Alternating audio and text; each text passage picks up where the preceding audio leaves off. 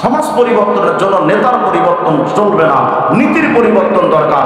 মানব রচিত তন্ত্র মন্ত্রকে দাফন করে লেনিন, কার্ল মার্কস, মার্কস এবং আব্রাহাম লিঙ্কনদের তন্ত্র দিয়া, জিয়া এরশাদ আর মুজিবের আদর্শ দিয়া এই সমাজ 53 বছর পরিবর্তন হয়নি, হচ্ছে না, হবেও না। ডক্টর ইউনূস এসে একই কথা আমাদেরকে শোনাচ্ছেন। আমরা দেশকে সংস্কার করব, দেশকে একটা আমূল পরিবর্তন আসবো। লিখে রাখেন, আই ক্যান চ্যালেঞ্জ। কোটিবার কসম করে আমি চ্যালেঞ্জ করে যাচ্ছি, ডক্টর ইউনূসের মাধ্যমে দেশকে সংস্কার করা সম্ভব হবে না। এভাবেই দেশকে সংস্কার করা যায় না। আর দেশকে যদি সংস্কার করতে হয়, দেশের প্রতিটা সেক্টরকে যদি সংস্কার করতে হয়, প্রতিটা সেক্টর ইসলামের আইন বাস্তবায়ন করা হবে। ইসলামের আইন ছাড়া কোনোদিন পরিবর্তন সম্ভব না। কিন্তু আমরা মনে করি কি জানেন, আরে এই ইসলাম দিয়ে কি হবে, এই মোল্লাদের দিয়ে কি হবে। আল্লাহর আয়াতের কথা শুনেন। আল্লাহ বলেছেন, আমি যে কথাগুলো বলছি এটা আমার বানানো কথা নয়। কোরআনে কারীমের মধ্যে আল্লাহ পাক বলেছেন, ওয়ামান আ'রাদা আন যিকরি ফাইন্না লাহু মাঈশাতান দানকা। যিকরুন মানে শুধু যিকরুল্লাহ, আল্লাহ আল্লাহ জিকির করা নয়। তাফসীরের কিতাব করেন, জিকিরের অনেক অর্থ আছে, তার মধ্যে একটা হলো আওয়ামিরুল্লাহি ওয়া নওয়াহিহি, আল্লাহ পাকের বিধিবিধান। এগুলোকে যদি ফলো কেউ না করে, আল্লাহ বলছেন ওয়ামান আ'রাদা আন যিকরি, আমার আইনকে যদি তুমি ব্যক্তি জীবনে বাদ দাও, তোমার ব্যক্তি জীবন অনেক সম্পদশালী হবে তুমি ঠিক, কিন্তু তোমার সম্পদে বরকত থাকবে না, তোমার জীবনটা শান্তিময় হবে না। একটা অশান্ত জীবন আমি তোমাকে দিব যদি আমার কোরআনের আইন না মানো। আল্লাহ বলছেন এটা আমার কথা নয়। তোমার পরিবার যদি ইসলামের আইন অনুযায়ী না চলে, তোমার পরিবার অশান্ত হবে, ভালো সংসার চলবে না। তোমার সমাজ ব্যবস্থায় যদি ইসলাম না থাকে, তোমার সমাজ সুন্দর করে চলবে না। তোমার রাষ্ট্র ব্যবস্থায় যদি ইসলাম না থাকে, আল্লাহ বলছেন ফাইন্না লাহু মাঈশাতান দানকা, তোমার রাষ্ট্র ব্যবস্থা সুন্দরভাবে নাম দিবে ডিজিটাল, কিন্তু 53 বছর পরে আয়সা দেখবো শুধু সবকিছুতে ভেজাল আর ভেজাল। আজ পর্যন্ত আমি তো কোনো কিছুতে শান্তি পাইনি। অথচ তারা আমাদেরকে কি শোনায়, এই মোল্লাদের দ্বারা কি হবে, এই মোল্লারা কিচ্ছু পারবে না, এই মোল্লারা কি রাষ্ট্র চালাতে পারে, এই মোল্লাদের দ্বারা কি রাষ্ট্র চলবে, মোল্লারা কি পারে। তা আমি জানতে চাই, চান্দু, আমরা মোল্লারা তো 53 বছর ক্ষমতায় যাইনি, আমরা হয়তো কিছু পারবো না, এটা তোমাদের বক্তব্য।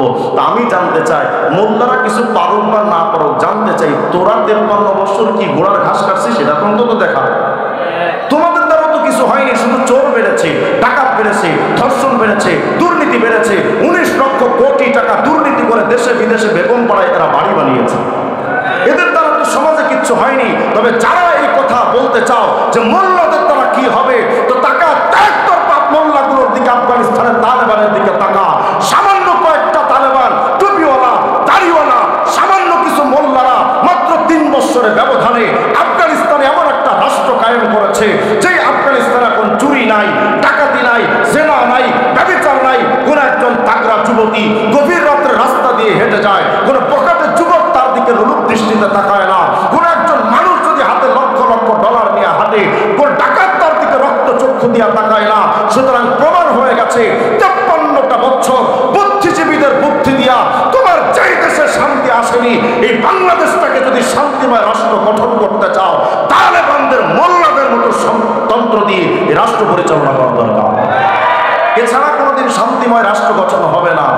আফসোসের সাথে বলতে হয় কি জানেন, আমরা নাম দিয়েছি আমরা মুসলমান, মাথায় টুপি নাই, মুখে দাড়ি নাই, চুল কাটি মেসিয়ার নেইমারের মতো বেঈমানদের, পোশাক পরি বলিউড টলিউডের নায়ক নায়িকাদের মতো বেঈমানদের। সংসার আমার চলে, আমার পরিবারে খানার টেবিল বিছিয়ে খানা খাওয়া হচ্ছে বিধর্মীদের কালচারে, দস্তরখান বিছিয়ে খানা খাওয়ার মেজাজ আমাদের হয় না। আমাদের বিয়ে শাদী হচ্ছে হিন্দুদের প্রথায়, নবীজির সুন্নাত তরিকা আমাদের বিয়ে শাদী হলো না। ব্যক্তি জীবনে ইসলাম নাই, পারিবারিক জীবনে ইসলাম নাই, সামাজিক জীবনে ইসলাম নাই, রাষ্ট্রীয় জীবনে ইসলামের আইন আমাদের কোনো ক্ষেত্রেই নাই। যদি রাষ্ট্র ইসলাম থাকতো, রাষ্ট্রীয়ভাবে যদি আমরা ইসলাম পালন করতাম, আমার বাংলাদেশে মদের আইন বৈধ হতো না। যদি আমার রাষ্ট্র ব্যবস্থা ইসলাম থাকতো, পতিতালয় বৈধ হতো না, সুদের আইন বৈধ হতো না। বুঝাতে চাচ্ছি, ব্যক্তি জীবনে ইসলাম নাই, পারিবারিক জীবনে ইসলাম নাই, সামাজিক জীবনে ইসলাম নাই, রাষ্ট্রীয় জীবনেও ইসলাম মানে না। অথচ এই কুলাঙ্গারের বাচ্চা যখন মরে, এর কবরে রাখার সময় বলা হয় বিসমিল্লাহি ওয়া আলা মিল্লাতি রাসূলিল্লাহ, একে রাসূলের ধর্মের অনুসারী, ইসলামের অনুসারী হিসেবে একে কবরে রেখে যাচ্ছে ইসলাম ধর্মের ওপরে। অথচ এই জানালের মুখে দাড়ি নাই, মাথায় টুপি দিত না, গায়ে পাঞ্জাবি দিত না, ইসলাম মানত না, এরে রেখে আসতেছে কবরে। কি বলে যে একজন ইসলাম ধর্মের অনুসারী হিসেবে কবরে রেখে যাচ্ছি। আল্লাহর সাথে এর চাইতে বড় চিটিংবাজি আর ধোঁকাবাজি আর প্রতারণা আর কিচ্ছু হতে পারে না। একটা সবচেয়ে বড় ধোঁকাবাজি যেটা আমরা আল্লাহর সাথে করছি। ব্যক্তি জীবনে ইসলাম মানো না, আফসোসের সাথে বলতে হয় হিন্দুরা হিন্দুত্ব মতবাদ প্রতিষ্ঠা ছাড়া ভিন্ন কোনো চিন্তা করে না, খ্রিস্টানরা খ্রিস্ট মতবাদ প্রতিষ্ঠা ছাড়া ভিন্ন কিছু কল্পনা করে না, ইহুদিবাদরা ইহুদিয়াত প্রতিষ্ঠা ছাড়া ভিন্ন কিছুর কল্পনা করে না, বৌদ্ধরা বুদ্ধদেবের মতবাদ প্রতিষ্ঠা ছাড়া ভিন্ন কোনো কিছুর কল্পনা করে না। হায় আফসোস মুসলমান হয়ে তুমি বেঈমানদের গণতন্ত্র, সমাজতন্ত্র, জাতীয়তাবাদ প্রতিষ্ঠা, ধর্মনিরপেক্ষ মতবাদ প্রতিষ্ঠার জন্য তুমি প্রচেষ্টা চালাও। এর চাইতে বড় কপাল পড়া জাতি আর কি হতে পারে যে নিজের ইসলাম ধর্মটাই চিনল না।